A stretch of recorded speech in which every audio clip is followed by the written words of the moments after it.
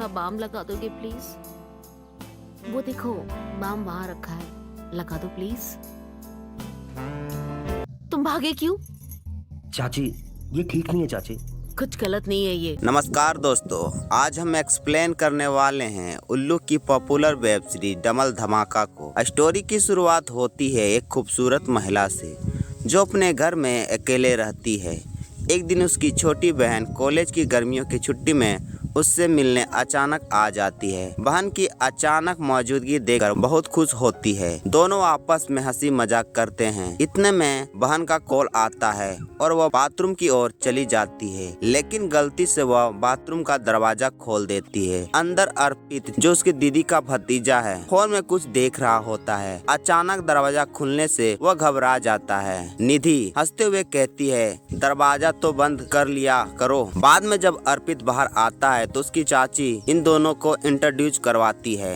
निधि हंसते हुए कहती है, हम पहले ही मिल चुके हैं। अब कहानी रात के सीन में पहुंचती है। अर्पित अपने कमरे में सो रहा होता है, तभी निधि उसके कमरे में आ जाती है और उसके पास बैठ जाती है, जिससे अर्पित जग जाता है और कहता है, तुम यहाँ क्या कर रही हो?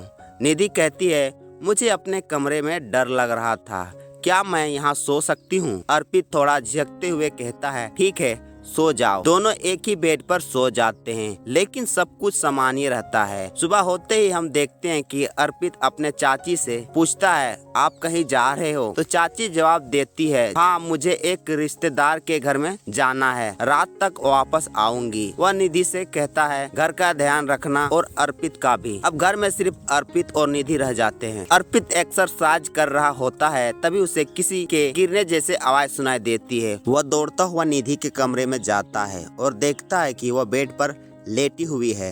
अर्पित तुरंत दरवाजा बंद करता है। फिर दोनों के बीच एक नजदीकिया मोमेंट दिखाई जाती है। अब सीन बदलता है। निधि किचन में खाना बना रही होती है। अर्पित भी किचन में आता है और दोनों रोमांस करने लगते हैं। इतने में चाची वापस आ जाती है और उन्हें साथ देखकर चौंक जाती है।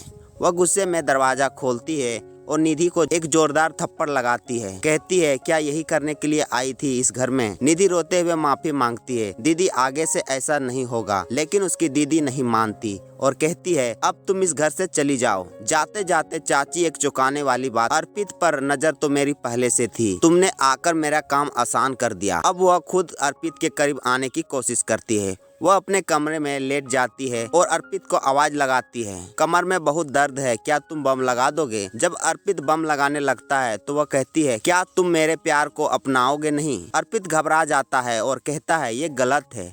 चाची उसे इमोशनली ब्लैकमेल करने लगती है और कहती है, तुम्हारा चाचा तो यहाँ रहते नहीं, मेरे अरमानों को कौन समझेगा? और यहीं इस कहानी का पार्ट 1 खत्म होता है।